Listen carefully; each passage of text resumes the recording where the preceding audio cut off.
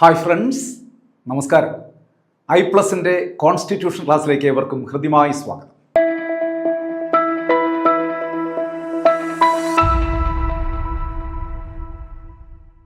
ഉറച്ചു നിന്നവർ ഒലിച്ചുപോയി, ചലിച്ചു നിന്നവർ പിടിച്ചു നിന്നു. നിങ്ങൾ കേട്ടിട്ടുണ്ടാവും ഈ കാവ്യശകലം. എന്താണ് ഇതിൻ്റെ അർത്ഥം? പഴയതിൽ ഉറച്ചു നിൽക്കുകയും ഒരു മാറ്റങ്ങൾ ഉൾക്കൊള്ളാൻ തയ്യാറാകാത്ത ചില ആൾക്കാരുണ്ട്. അവർ കാലത്തിൻ്റെ കുത്തൊഴുക്കിൽ ഒലിച്ചു പോവുക തന്നെ ചെയ്യും. മറിച്ച് ചലിച്ചു നിൽക്കുന്നവർ, അതായത് കാലത്തിനനുസൃതമായ മാറ്റങ്ങൾ ഉൾക്കൊള്ളുന്നവർ, തീർച്ചയായിട്ടും വിജയത്തിലേക്ക് നടന്നെടുക്കുക തന്നെ ചെയ്യും.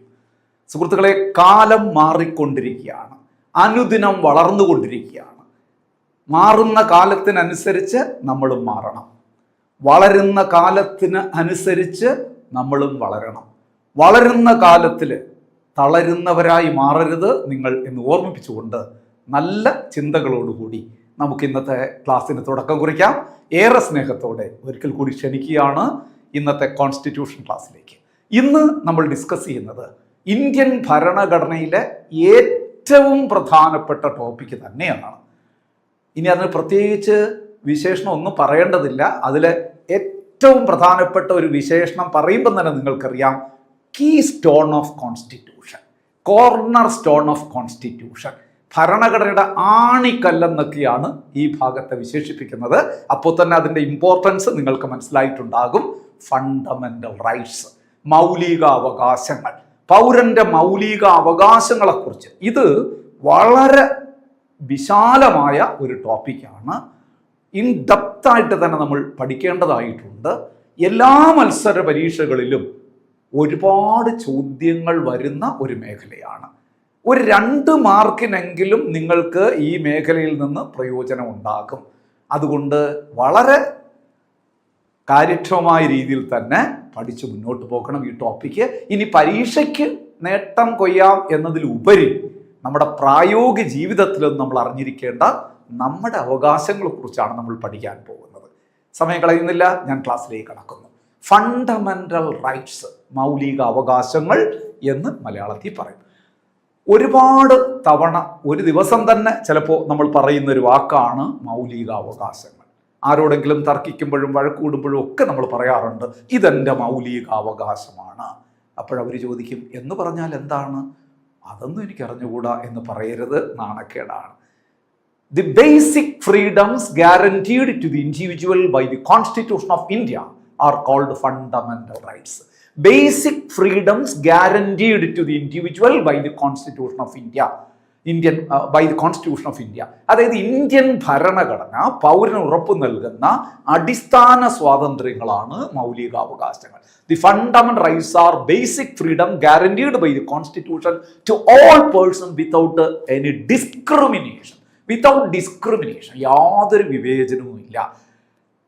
ഒരു പൗരൻ ആരായിക്കോട്ടെ, ജാതി, മത, വർഗ, വർണ്ണ, ലിംഗ, പ്രദേശം ഒന്നും ബാധകമല്ലാതെ അവന് കിട്ടുന്ന അവൻ അർഹതപ്പെട്ട അടിസ്ഥാന സ്വാതന്ത്ര്യങ്ങളാണ് ഭരണഘടന വിഭാവന ചെയ്യുന്ന അടിസ്ഥാന സ്വാതന്ത്ര്യങ്ങളുടെ പേരാണ് ഫണ്ടമെന്റൽ റൈറ്റ്സ്. അപ്പോൾ it is a basic freedom. It is the basic freedom guaranteed to individual by the constitution of India without any discrimination. Clear അല്ലേ? അത് നോക്കൂ, ഫണ്ടമെന്റൽ റൈറ്റ്സ് എങ്ങനെയാണ് ഇന്ത്യൻ ഭരണഘടനയിൽ ഇടം പിടിച്ചത് എന്ന് ചോദിച്ചാൽ അതൊരു റിപ്പോർട്ടിൻ്റെ സ്വാധീനത്താലാണ് വന്നത്. നമ്മുടെ സ്വാതന്ത്ര്യ സമര കാലത്ത് നമ്മൾ ബ്രിട്ടീഷ് ഗവൺമെൻറ്റിൻ്റെ മുമ്പിൽ വെച്ച ഒരു റിപ്പോർട്ടുണ്ട്. ഇന്ത്യയിലെ പൗരന്മാർക്ക് അനുവദിച്ചു കൊടുക്കേണ്ട മൗലിക അവകാശങ്ങൾ ഇന്നതാണെന്ന് പറഞ്ഞുകൊണ്ട് റിപ്പോർട്ട് നമ്മുടെ ബ്രിട്ടീഷ് ഗവൺമെൻറ് മുമ്പിൽ സമർപ്പിച്ച ഒരു കമ്മിറ്റി. ആ കമ്മിറ്റി 1928 നെഹ്റു കമ്മിറ്റിയാണ്, മോത്തിലാൽ നെഹ്റുവിൻ്റെ അധ്യക്ഷതയിലുള്ള കമ്മിറ്റി. അപ്പോൾ fundamental rights of Indian citizens are included in the Constitution of India according to the Nehru Committee report 1928. അതും കൂടി ഓർമ്മിച്ചു കൊടുക്കുക. നോക്കൂ, Nehru committee report 1928 1928 Nehru committee റിപ്പോർട്ടിന്റെ അടിസ്ഥാനത്തിലാണ് നമ്മുടെ ഈ ഫണ്ടമെന്റൽ റൈറ്റ്സ് നമ്മൾ ഭരണഘടനയുടെ ഭാഗമാക്കി മാറ്റിയത്. കാരണം അതിൻ്റെ ഒരു ബേസ് എന്ന് പറയുന്നത് ഈ റിപ്പോർട്ടിൽ പറഞ്ഞിരിക്കുന്ന പൗരന്റെ അവകാശങ്ങളാണ്. ജസ്റ്റ് ഒന്ന് മനസ്സിലാക്കി വെച്ചോളുക. ഇനി നമുക്ക് വളരെ പ്രധാനമായിട്ട് പറയേണ്ട ഒരു കാര്യമുണ്ട്. Fundamental rights R enumerated in which part of Indian Constitution? Fundamental rights are stated in which part of Indian Constitution? Currently, the Indian Constitution consists of 25 parts. Original Constitution consisted of only 22 parts.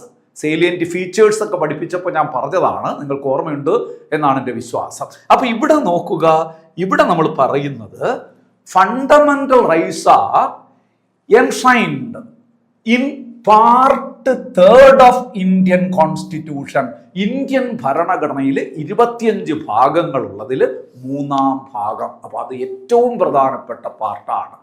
Fundamental rights are stated in part 3rd of Indian constitution, article 12 to 35.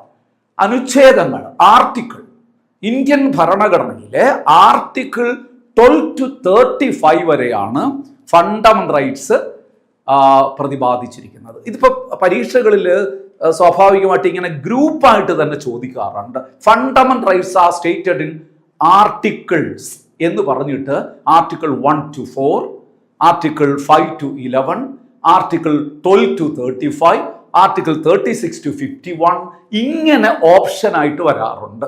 പല question പേപ്പറിലും നമ്മൾ കാണുന്നതാണത്. അപ്പം നിങ്ങൾ എന്ത് ചെയ്യണം? ഓർക്കുക, part 3 12 to 35 ആർട്ടിക്കിൾസിലാണ് fundamental rights പ്രതിപാദിച്ചിരിക്കുന്നത്. ഇനി ഞാൻ നേരത്തെ പറഞ്ഞല്ലോ, ഇത് മോസ്റ്റ് ഇമ്പോർട്ടൻ്റ് പാർട്ടാണെന്ന് പറഞ്ഞു. Fundamental rights are called as. ഇനി ഇതിനെ വിളിക്കപ്പെടുന്ന 3 പ്രധാനപ്പെട്ട വിശേഷണങ്ങൾ, 3-ലധികം ഉണ്ട്, എത്ര വേണോ വിശേഷണങ്ങൾ നമുക്ക് പറയാം. എങ്കിലും എക്സാമിനൊക്കെ ചോദിക്കുന്ന 3 വിശേഷണങ്ങൾ നിങ്ങൾ പഠിക്കണം.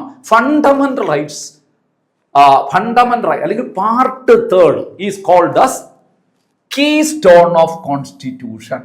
ഭരണഘടനയുടെ ആണിക്കല്ല്. നിങ്ങൾ ചോദ്യപേപ്പറുകൾ പരിശോധിച്ച് നോക്കൂ. PSCയുടെ വിവിധ പരീക്ഷകളുടെ ചോദ്യപേപ്പറിൽ ചോദിച്ചിട്ടുണ്ട്, which part of Indian constitution is considered as keystone of constitution?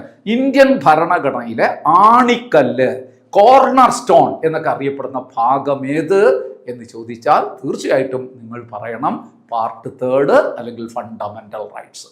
മറ്റൊരു വിശേഷണം കൂടി ശ്രദ്ധിക്കുക, lamps of liberty. Lamps of liberty, സ്വാതന്ത്ര്യത്തിന്റെ വിളക്കുകൾ എന്നും ഈ പാർട്ട് അറിയപ്പെടുന്നുണ്ട്. ഇപ്പൊ part 3rd is considered as keystone of constitution, lamps of liberty. അടുത്തതാണ് മോസ്റ്റ് ഇമ്പോർട്ടൻ്റ് ആയിട്ടുള്ള വിശേഷണം, മാഗ്ന കാർട്ട ഓഫ് ഇന്ത്യ. ഇന്ത്യയുടെ മാഗ്ന കാർട്ട എന്നും ഇത് വിശേഷിപ്പിക്കപ്പെടുന്നുണ്ട്. അപ്പോൾ കീ സ്റ്റോൺ ഓഫ് കോൺസ്റ്റിറ്റ്യൂഷൻ അല്ലെങ്കിൽ cornerstone of constitution, lamps of liberty, അതുപോലെ തന്നെ പറയുന്നത് എന്താണ്? Magna Carta of India. എന്താണ് ഈ മാഗ്ന കാർട്ട ഓഫ് ഇന്ത്യ എന്ന് പറയാൻ കാരണം എന്ത് എന്ന് ചോദിച്ചാൽ നിങ്ങൾ പറയണം എന്താണ് ഈ മാഗ്ന കാർട്ട എന്നുകൂടി നിങ്ങൾ ഓർത്തു വയ്ക്കുന്നത് നന്നായിരിക്കും. മാഗ്ന കാർട്ട നമ്മൾ പഠിക്കും, ഹ്യൂമൻ റൈറ്റ്സ് കമ്മീഷനൊക്കെ പഠിക്കുമ്പോൾ ലോകത്തിലെ ആദ്യത്തെ ഒരു എന്താ പറയുന്നത്, ഒരു ഹ്യൂമൻ റൈറ്റ്സ് ഡിക്ലെയർ ചെയ്തുകൊണ്ടുള്ള ആദ്യത്തെ ഡോക്യുമെന്റ് ആണ് എന്നൊക്കെ നമ്മൾ പറയാം. അതാണ് നമ്മൾ പറയാം, the first document in the world that establish rights and liberties of citizen. Magna Carta is the first document which established rights and liberties of persons. വ്യക്തികളുടെ, മനുഷ്യർക്ക് അല്ലെങ്കിൽ മനുഷ്യരുടെ അവകാശങ്ങളും സ്വാതന്ത്ര്യങ്ങളും പ്രഖ്യാപിക്കപ്പെട്ട ലോകത്തിലെ ആദ്യത്തെ ഉടമ്പടിയുടെ പേരാണ് മാഗ്ന കാർട്ട. നിങ്ങൾക്കറിയാം, പണ്ട് മൊണാർക്കി, ഒരു രാജഭരണം ഒക്കെ നിലനിന്നിരുന്ന കാലഘട്ടത്തിൽ ശരിക്ക് പറഞ്ഞു കഴിഞ്ഞാൽ ജനങ്ങൾക്ക് പ്രത്യേകിച്ച് അവകാശങ്ങളും സ്വാതന്ത്ര്യങ്ങളും ഇല്ലായിരുന്നു. അതെല്ലാം നിയന്ത്രിച്ചിരുന്നത് രാജാവും രാജാവിൻ്റെ മന്ത്രിസഭയും ഒക്കെ ആയിരുന്നു. എന്നാൽ മാഗ്ന കാർട്ട സൈൻ ചെയ്തതോടുകൂടി ദി കിങ് ആൻഡ് ഗവൺമെന്റ്, ആ രാജാവും ഗവൺമെന്റും നിയമത്തിന് താഴെയായി മാറി. നിയമവാഴ്ച, ഇനി നമ്മൾ പഠിക്കാൻ അങ്ങോട്ട് ചെല്ലുമ്പോൾ റൂൾ ഓഫ് ലോ, നിയമവാഴ്ചയ്ക്ക് കൂടുതൽ സ്ട്രെങ്ത് കിട്ടിയത് ഈ മാഗ്ന കാർട്ട സൈൻ ചെയ്തതിലൂടെയാണ്. ആരാണ് ഈ മാഗ്ന കാർട്ട സൈൻ ചെയ്തത്? It was signed by King John II in 1215 1215 1215 ഇംഗ്ലണ്ടിലെ ജോൺ സെക്കൻഡ് എവിടെ വെച്ചാണ് ഇത് സൈൻ ചെയ്ത? ആ സ്ഥലത്തിന്റെ പേരോട് ഓർമ്മിച്ചോളൂ. റണ്ണീമീഡ്, A മിഡോ by Thames river. Thames നദിക്കരയിലുള്ള ഒരു മൈതാനം, അതാണ് റണ്ണീമീഡ് മൈതാനത്ത് വച്ച് കിങ് ജോൺ സെക്കൻഡ് നിർബന്ധിതനായി മാറുകയാണ് ഇങ്ങനൊരു ഉടമ്പടി ഒപ്പുവയ്ക്കാൻ. ജനങ്ങൾക്ക് അധികാരങ്ങളും അവകാശങ്ങളും സ്വാതന്ത്ര്യങ്ങളും നൽകിക്കൊണ്ട് ലോകത്തിലെ ആദ്യത്തെ ഉടമ്പടി Magna Carta came into existence. അങ്ങനെ നിലവിൽ വരികയാണ്. അപ്പോൾ first document in the world that establish rights and liberties of person എന്ന് ചോദിച്ചാൽ മാഗ്ന കാർട്ട, ജനങ്ങളുടെ അവകാശം. Through the Magna Carta rule of law was strengthened. അതായത് റൂൾ ഓഫ് ലോ ശരിക്കും പറഞ്ഞാൽ നിയമവാഴ്ച, all are equal before law. നമ്മൾ ഇനി പഠിക്കും. നിയമത്തിന് മുമ്പിൽ എല്ലാവരും സമന്മാരാണ്, ഈക്വൽ പ്രൊട്ടക്ഷനൊക്കെ എല്ലാവർക്കും കിട്ടുമെന്നൊക്കെ നമ്മൾ പറയുന്ന നിയമവാഴ്ച അങ്ങനെ ശക്തിപ്പെട്ടത് മാഗ്ന കാർട്ടയുടെ ആവിർഭാവത്തോടു കൂടിയാണ്. അത് ഒപ്പുവെച്ച ആളിന്റെ പേരും സ്ഥലവും നിങ്ങൾ ജസ്റ്റ് ഒന്ന് ഓർമ്മിച്ചു കൊടുക്കുക. ഇത്രയും ജസ്റ്റ് ഒന്ന് ഓർത്ത് വെച്ചു കൊടുക്കുക. ഇനി നമ്മുടെ ഈ മാഗ്ന കാർട്ടയെ കുറിച്ചൊക്കെ കൂടുതൽ നമ്മൾ പഠിക്കും. അപ്പം നോക്കൂ, നിങ്ങൾ മനുഷ്യരുടെ അവകാശങ്ങളും സ്വാതന്ത്ര്യങ്ങളും നൽകിക്കൊണ്ടുള്ള ഒരു പ്രഖ്യാപനമാണ്, ലോകത്തിലെ ആദ്യത്തെ പ്രഖ്യാപനമാണ്. നമ്മൾ ഇന്ത്യൻ ഭരണഘടന തയ്യാറാക്കിയപ്പോൾ പൗരന് കുറെ അവകാശങ്ങൾ നൽകിയപ്പോൾ സ്വാഭാവികമായിട്ട് നമ്മൾ ഏതിനോട് ഉപമിച്ചു? അത് മാഗ്ന കാർട്ടയോട് ഉപമിച്ചു. അതുകൊണ്ടാണ് fundamental rights stated in the third part of Indian Constitution is considered as Magna Carta of India. ഇന്ത്യയുടെ മാഗ്ന കാർട്ട, ഇന്ത്യയിലെ പൗരന്മാർക്ക് അവകാശ സ്വാതന്ത്ര്യങ്ങൾ നൽകിക്കൊണ്ടുള്ള ഒരു പ്രഖ്യാപനം തന്നെയാണ് നമ്മുടെ ഭരണഘടനയിലെ മൗലിക അവകാശങ്ങൾ. അതുകൊണ്ട് ഇന്ത്യയുടെ മാഗ്ന കാർട്ട എന്നും വിളിക്കപ്പെടുന്നു. ഇനി ഒരു കോട്ടിങ്സ് നിങ്ങൾ പഠിക്കണം. നിരവധി പരീക്ഷകൾക്ക് ചോദിച്ചുള്ളൊരു കോട്ടിങ്സ് ആണ്. All citizens possess fundamental rights which no government can suspend. നോക്കൂ, നല്ലൊരു കോട്ടിങ്സ് ആണ്, ഒരുപാട് പരീക്ഷിക്കുന്നത്. അതായത് all peoples have certain fundamental rights. No government can suspend such fundamental rights. എല്ലാ മനുഷ്യർക്കും ചില മൗലികാവകാശങ്ങളുണ്ട്. ഒരു ഗവൺമെന്റിനും അതിനെ ഹനിക്കാനുള്ള അവകാശമില്ല എന്ന് പറഞ്ഞ ആളിന്റെ പേരാണ് John Locke, an English philosopher. ഒരു ഇംഗ്ലീഷ് ഫിലോസഫറായ ജോൺ ലോക്കാണ് ഇങ്ങനെ പറഞ്ഞത്. ഒന്ന് മനസ്സിൽ വെച്ചോണ്ടാൽ മതി, അത് മറക്കരുത്. നല്ല ചോദ്യമാണ്, ഒരുപാട് ക്വസ്റ്റ്യൻ പേപ്പറിൽ ഞാൻ കണ്ടിട്ടുള്ളതാണ്. All citizens possess fundamental rights which no government can suspend. എല്ലാ മനുഷ്യർക്കും ചില മൗലികാവകാശങ്ങളുണ്ട്, ഒരു ഗവൺമെന്റിനും അത് സസ്പെൻഡ് ചെയ്യാൻ കഴിയില്ല എന്ന് പ്രഖ്യാപിച്ച ആളാണ് ജോൺ ലോക്ക്. അടിവരായിട്ട് പഠിക്കണം, ജോൺ ലോക്ക്. അത് മനസ്സിൽ നിൽക്കും, കാരണം കണക്ട് ചെയ്ത് ഒന്ന് ഓർത്ത് വെച്ചിരുന്നാൽ മതി. എല്ലാ മനുഷ്യർക്കും മൗലിക അവകാശങ്ങളുണ്ട്, അതിന് ലോക്ക് ചെയ്യാൻ ആർക്കും പറ്റില്ല എന്ന് പറഞ്ഞ ആളാരാണ്? ജോൺ ലോക്കാണ്. ക്ലിയർ അല്ലേ? മനസ്സിൽ നിൽക്കുമല്ലോ അത്. യെസ്. ഇനി നോക്കാം. The idea of fundamental rights India borrowed from which nation? നമ്മൾ സേലിയന്റ് ഫീച്ചേഴ്സ് ഒക്കെ പഠിച്ചപ്പോൾ അതിൽ രണ്ടാമത്തെ ഫീച്ചറായിട്ട് നമ്മൾ പഠിച്ചൊരു പോയിന്റ് ഉണ്ടല്ലോ. Indian constitution is A borrowed constitution. Indian ഭരണഘടന കടം കൊണ്ട ഭരണഘടനയാണ് നമ്മൾ പഠിച്ചിട്ടുണ്ട്. വിവിധ രാജ്യങ്ങളിലെ ഭരണഘടനകളിൽ നിന്ന് വിവിധ ആശയങ്ങൾ ഉൾക്കൊണ്ടുകൊണ്ടാണ് ഇന്ത്യൻ ഭരണഘടന നമ്മൾ തയ്യാറാക്കിയത്. ഓരോ ആശയങ്ങൾ പഠിക്കുമ്പോൾ അത് എവിടെ നിന്ന് കടം വാങ്ങി എന്നുകൂടി നമ്മൾ പഠിച്ചു തന്നെ പോകണം. ഇത് ഒരുപാട് തവണ ചോദിച്ചിട്ടുണ്ട്. Fundamental rights India borrowed from USA. അമേരിക്കയിൽ നിന്നാണ്, തീർച്ചയായിട്ടും US കോൺസ്റ്റിറ്റ്യൂഷനിൽ നിന്നാണ് നമ്മൾ ഫണ്ടമെന്റൽ റൈറ്റ്സ് ബോറോ ചെയ്തത്. US കോൺസ്റ്റിറ്റ്യൂഷനിലെ ആ ഭാഗത്ത് വിളിക്കുന്നത് ബിൽ ഓഫ് റൈറ്റ്സ് എന്നാണ്, അവകാശ പത്രിക. അപ്പോൾ US കോൺസ്റ്റിറ്റ്യൂഷനിലെ ബിൽ ഓഫ് റൈറ്റ്സ് എന്ന് പറയുന്ന പോർഷനിൽ നിന്നാണ് നമ്മൾ ഫണ്ടമെന്റൽ റൈറ്റ്സ് ബോറോ ചെയ്തത്. പക്ഷെ നിങ്ങൾ മനസ്സിലാക്കണം, ഫണ്ടമെന്റൽ റൈറ്റ്സ് ബോറോ ചെയ്തു എന്ന് പറഞ്ഞാൽ ആ US കോൺസ്റ്റിറ്റ്യൂഷനിലെ, അമേരിക്കൻ കോൺസ്റ്റിറ്റ്യൂഷനിലെ ഫണ്ടമെന്റൽ റൈറ്റ്സ് അല്ലെങ്കിൽ ആ ബിൽ ഓഫ് റൈറ്റ്സ് ഫോട്ടോസ്റ്റാറ്റ് എടുത്ത് അതേപടി ഇവിടെ കൊണ്ടുവന്ന് നടപ്പാക്കലല്ല നമ്മൾ ചെയ്തത്. നമ്മളതിൻ്റെ ഒരു ഐഡിയ മാത്രമേ എടുക്കുകയുള്ളൂ. ആ ഐഡിയ ഇവിടെ നമ്മൾ നമ്മുടേതായ രീതിക്ക് അത് ഉപയോഗിച്ച് ഫണ്ടമെന്റൽ റൈറ്റ്സ് തയ്യാറാക്കും.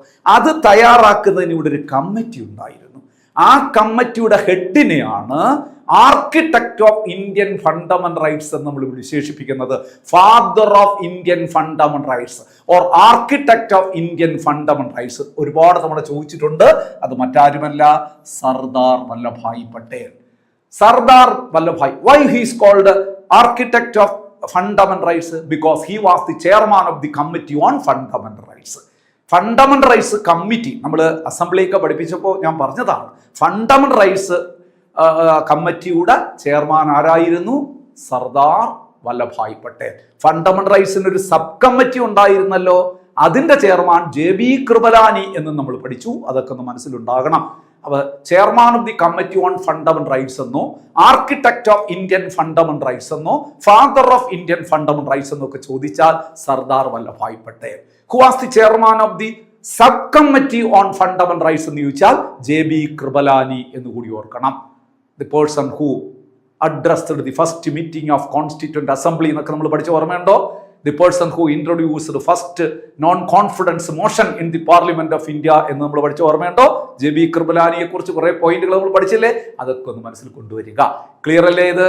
അപ്പൊ അതും നമുക്ക് പറയാം. അപ്പോ chairman of the committee on fundamental rights, അതുകൊണ്ട് അദ്ദേഹത്തെ നമ്മൾ വിളിക്കുന്നു architect of Indian fundamental rights. ഇനി നിങ്ങൾ നോക്കണം, ദി റെസല്യൂഷൻ. ഈ architect of Indian fundamental rights എന്ന് സർദാർ പട്ടേലിനെ വിളിക്കാൻ മറ്റൊരു കാരണം കൂടിയുണ്ട്. The resolution on fundamental rights was adopted by Congress at its Karachi session 1931. അത് പരീക്ഷയ്ക്ക് ഒരുപാട് തവണ ചോദിച്ചിട്ടുണ്ട്. Which committee passed a resolution relating to fundamental rights of Indian citizen? Indian പൗരന്മാരുടെ മൗലിക അവകാശങ്ങളുമായി ബന്ധപ്പെട്ട് ഒരു റെസല്യൂഷൻ പാസ്സാക്കിയ INC സെഷൻ ഏത്? Karachi session 1931.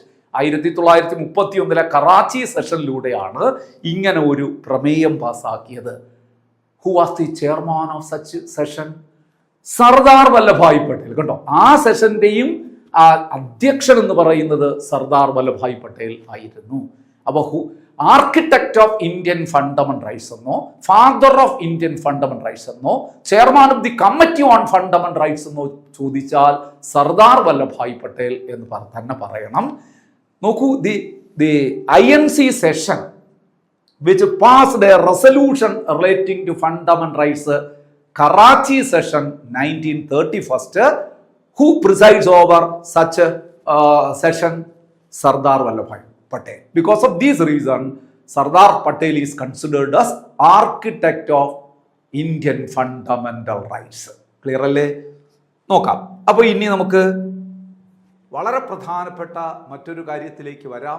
Fundamental rights uphold the equality of, ശ്രദ്ധിക്കണേ, fundamental rights uphold the equality of all individuals. നമ്മുടെ മൗലിക അവകാശം നമ്മൾ പറഞ്ഞല്ലോ, വിതൗട്ട് എനി ഡിസ്ക്രിമിനേഷൻ എന്നാണ് നമ്മൾ നേരത്തെ പഠിച്ചത്. അത് basic freedom guaranteed to individual by the constitution without any discrimination. അപ്പൊ എല്ലാ മനുഷ്യർക്കും എല്ലാ വ്യക്തികൾക്കും ഈക്വാലിറ്റി വിഭാവന ചെയ്യുന്നു. The dignity of individuals. എങ്ങനെയെങ്കിലും നമ്മൾ ജീവിച്ചാൽ പോരാ, അന്തസ്സോടുകൂടി ജീവിക്കാനുള്ള അവകാശവും മൗലികാവകാശത്തിന്റെ ഭാഗമാണ്. ഒരു മനുഷ്യൻ മൃഗതുല്യനായി ജീവിച്ചാൽ പോരാ, അവൻ മനുഷ്യനായി ജീവിക്കാനുള്ള ഒരവസ്ഥ അവൻ ഉണ്ടാക്കി കൊടുക്കണം. അത് സ്റ്റേറ്റിന്റെ കടമയാണ്, അല്ലെ? അപ്പൊ എന്താ പറഞ്ഞത്? Dignity of individuals, the larger public interest and unity of the nation. ഇതെല്ലാം ഫണ്ടമെന്റൽ റൈറ്റ്സ് വിഭാവന ചെയ്യുന്നതാണ്. ഫണ്ടമെന്റൽ റൈറ്റ്സിലൂടെ നമ്മൾ നേടിയെടുക്കുന്ന കാര്യങ്ങൾ എന്തൊക്കെയാണെന്ന് ചോദിച്ചാൽ, it upholds the equality of individuals, the dignity of individuals, മനുഷ്യന്റെ തുല്യത, മനുഷ്യന്റെ അന്തസ്, ദി ലാർജർ പബ്ലിക് ഇൻട്രസ്റ്റ്, ഒരു പൊതു താല്പര്യം, ജനങ്ങളുടെ എല്ലാം പൊതു താല്പര്യങ്ങൾ അതിലൂടെ സംരക്ഷിക്കപ്പെടുന്നു. ആൻഡ് യൂണിറ്റി ഓഫ് നാഷൻ, ഇത് ആത്യന്തികമായി രാജ്യത്തിന്റെ യൂണിറ്റിയിലേക്ക് എത്തിച്ചേരുന്നു. അപ്പോൾ ഫണ്ടമെന്റൽ റൈറ്റ്സ് എന്ന് പറയുന്നത് നോക്കൂ, it upholds the equality of all individuals, dignity of individual, the larger public interest and unity of nation. ഇതെല്ലാം ഇതിലൂടെ ലക്ഷ്യമിടുന്നതാണ്.